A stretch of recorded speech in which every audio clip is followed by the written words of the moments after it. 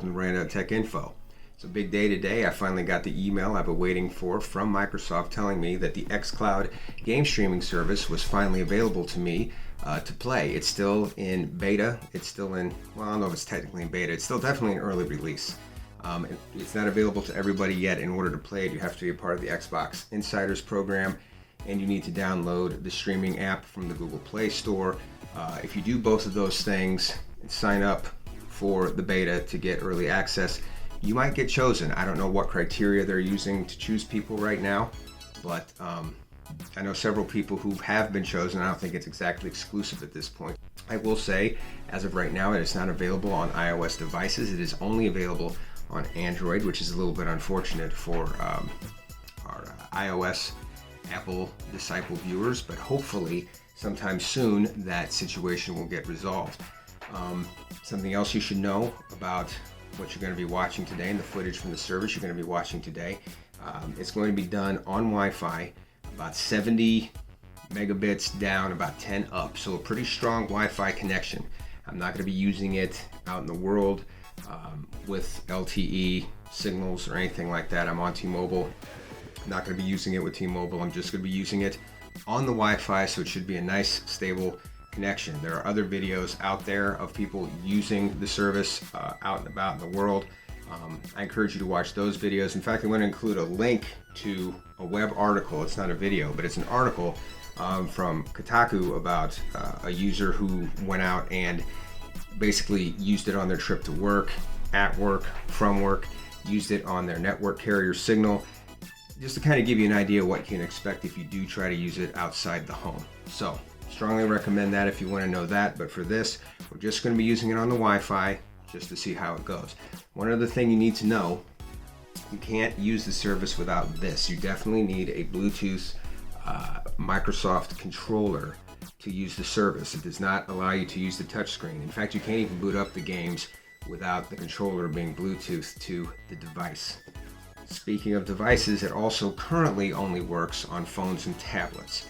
So if you were thinking you were going to stream it from your laptop or to your Chromecast or whatever, that's not going to work right now. So, tablets and phones only. Anyway, we're going to try out a few games today, show you what it looks like, and see if it's something that you might be interested in. So as you can see, there's already a healthy amount of games available for the service. A lot of different types of games, more casual games, more serious games. A lot of the really big name games that Microsoft put out, that are exclusive titles, are here, such as Halo Wars, Halo 5 Guardians, Gears 5 is here, Horizon 4 is here. I think you might have saw down here, Madden is here. So there are some more mainstream games, more multi-platform games here as well. But I feel like a very strong opening here for the service. I think somebody said when it launched, it only had 4 games then. So the fact that it's up to 50 games now in such a short period of time, and even though it's still in beta, is impressive. Last boots on the ground. Okay, so here is some heroic firefight on Halo 5, and Round 1. I have to tell you, Prioritize crawler targets. I feel like the load up time might have been a little longer than what is normal, but now that we're in the game, it feels very, very smooth. Try taking out some bad guys back here, maybe. Where are they? Are they up top? Oh yeah, here we go.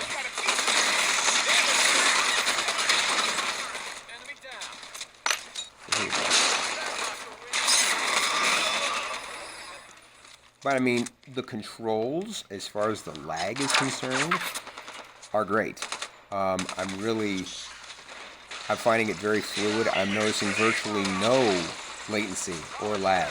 It's actually very impressive. And as you're watching here, I'm sure you're noticing there's no dropped frames. Like, there we go. I'm getting some kills. Looky there. Surgical. Okay, so if you get used to the small screen on this particular game, I think you're going to be really happy with what you get out of this. Now, keep in mind, I am on a stable internet connection. Okay, I'm on a stable Wi-Fi internet connection, a very good stable Wi-Fi internet connection. So, I'm not traveling around, I'm not riding a subway, I'm not, moving around and switching networks. So that's definitely going to help. I think it would be interesting to see how this does, on your network, like on your carrier's network, and see how well it works then when you're not just on a stable, Wi-Fi connection. So, but anyway, Halo looks good.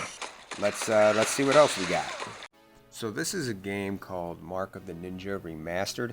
I picked this game because it has some very cool opening cinematics, and I thought that would be a really good way to test the frame rate of this and see if it was able to keep up. As you can see, everything looks really good. It looks really smooth. There's no dropped frames. There's no issues with the video at all. I edited the sound out of this part because it was very loud. It was hard to hear my voiceover work, and just take my word for it that the sound worked just fine. And here at the end, I hope you don't mind, I took some liberties of editing this last scene to keep it viewer friendly for our younger viewers, as this very last sequence here gets a little bit gory. But overall, it looks really good. So last night I ran out of time during filming, so I'm going to do a little session here in the car on my way to work. Just kidding. No, seriously kids, don't ever do that. Alright.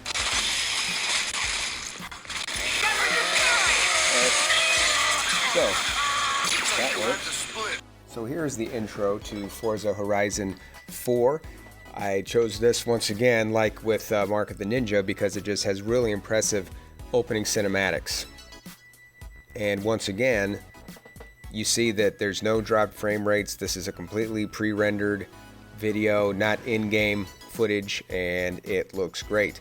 As we transition over into the actual in-game footage, which is going to happen right now, you'll see that it also does very well. Just no frame rate issues, no latency, no lag, and I can tell you just from playing the game, like look at the effects right there, the water splashing on the camera, and I can tell you while I was playing it, I noticed no latency at all. The controls were incredibly responsive, and it was overall a very satisfying experience. I could completely see, my bad driving aside, I could completely see somebody enjoying this experience.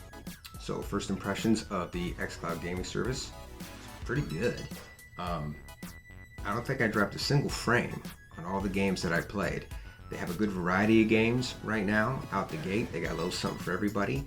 To me, this is a really compelling option, especially with the new gaming consoles coming out next year and people's worry about price, but like the PlayStation 5 and the new Xbox. Do we need to ever purchase a game console again if Sony and Microsoft can make streaming services that are this good? And we haven't even mentioned Google Stadia yet. Regardless of what you might think about that service, Google's another big company. They're another big player in the game. This seems like it might be becoming the new battleground for video games. And if it is, maybe our console buying days are over. Drop me a line in the comments and let me know what you think about that, if you would consider using a gaming service like this instead of or in lieu of buying a next generation gaming system. I hope you enjoyed watching this video as much as I enjoyed making it. As always, if you found this video useful, please don't hesitate to give us a thumbs up and a sub. And until next time, this is Random Tech Info, signing out.